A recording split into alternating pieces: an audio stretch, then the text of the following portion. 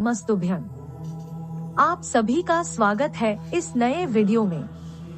आप लोग वीडियो को अंत तक जरूर देखिएगा। इस वीडियो को आधा अधूरा छोड़ने पर आपको शिव कृपा से वंचित रह जाएंगे। अगर आप सच्चे शिव भक्त हैं, तो शिव जी का अनादर ना करें। शिव भक्ति भगवान शिव की कृपा प्राप्त होगी। आज हम जानेंगे कि जब माता पार्वती ने अचानक भगवान शिव से पूछ लिए थे प्रेम से जुड़े ऐसे सवाल, फिर महादेव ने कैसे बताया था प्रेम का असली अर्थ। इस बात से इनकार नहीं किया जा सकता कि महादेव ने माता पार्वती को जो पाठ पढ़ाए थे, वह जीवन, परिवार और शादीशुदा जिंदगी में बहुत महत्वपूर्ण भूमिका निभाते हैं। उसमें न केवल जोड़ों का एक दूसरे के प्रति समर्पण, प्यार और सम्मान साफ दिखता है, बल्कि इस तरह रिश्ता निभाने में किसी तरह की कोई परेशानी नहीं आती।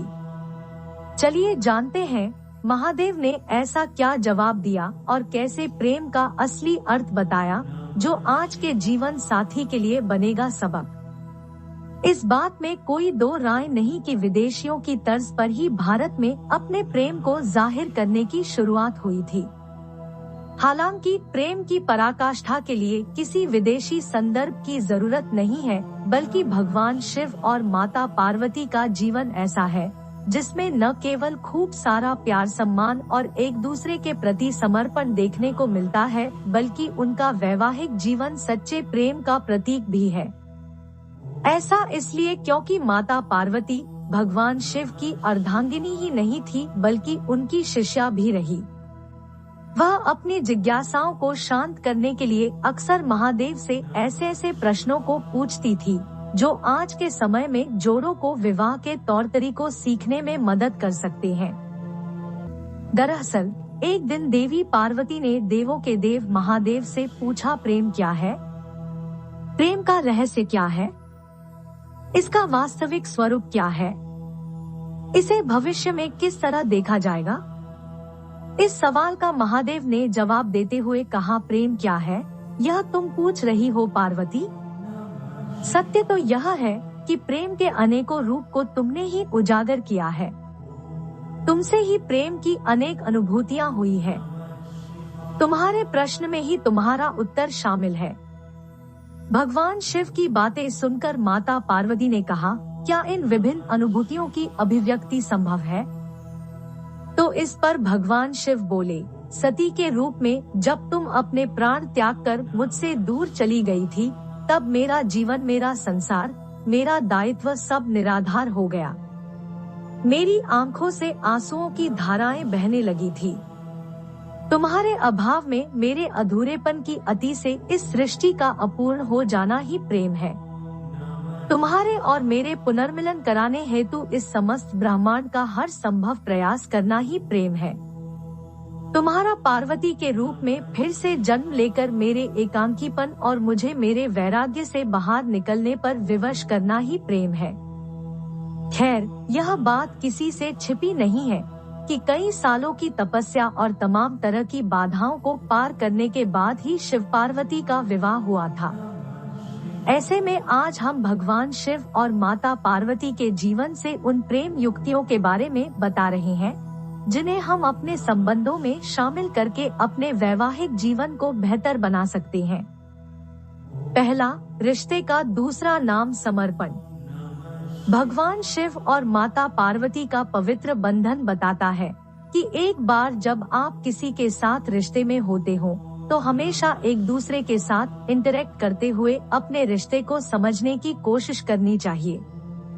अपने आप को न केवल उस रिलेशन में पूरा समर्पित कर दे, बल्कि आपसी तालमेल के साथ अपने रिश्ते को मजबूत बनाने पर भी जोर दें। ऐसा इसलिए क्योंकि एक अच्छे रिश्ते में दोनों भागीदार आगे बढ़ने और बदलने के लिए एक दूसरे को प्रोत्साहित करते हैं। जिनके बीच ऐसा नहीं होता, वहाँ हमेशा प्यार की कमी रहती है। दूसरा, प्यार मर्यादा के अंतर को समझें। भगवान शिव और माता पार्वती के रिश्ते में इस चीज को आसानी से देखा जा सकता है कि जब दो लोग एक रिश्ते में होते हैं, तो वहाँ कोई बड़ा और कोई छोटा नहीं होता। इस रिश्ते में सहजता के साथ एक अपनापन होना चाहिए जो दो लोगों को हमेशा एक डोर में बांध कर रखता है। हालांकि शादीशुदा रिश्ते में गलत व्यवहार को अपनाना बहुत ही गलत है। यही एक वजह भी है कि प्यार के लिए किया गया आचरण मर्यादित हो सकता है। वहीं जहां प्यार नहीं होता वहां इंसान अपनी मर्यादा को लांघने में कोई देरी नहीं करता। तीसरा, प्रशंसा करना न छोड़े। इस बात में कोई दो राय नहीं कि बहुत कम जोड़ों की पसंद आपस में मिलती है। पसंद की जगह जाने से लेकर बाहर खाना खाने तक हर कपल्स के बीच अपना अपना मत होता है। हालांकि इस बीच छोटी सी तारीफ की जगह आपस में अनबन, कड़वाहट, तलखी और नाराजगी किसी भी रिश्ते को खराब कर सकती है।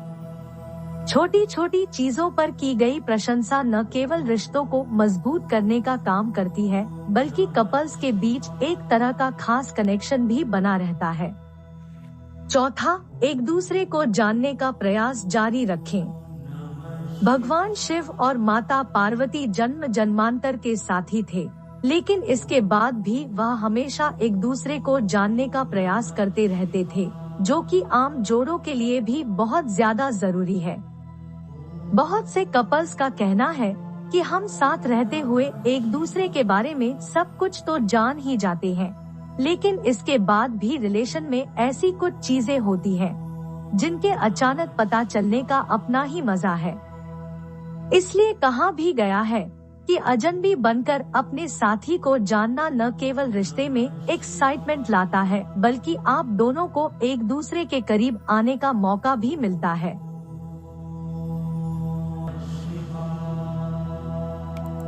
आज का विचार प्रेम के आधार पर था। ओम नमः शिवाय। आप हमारे वीडियो के माध्यम से और जानकारी प्राप्त करने के लिए हमारे अगले वीडियो को जरूर देखें। ओम नमः शिवाय।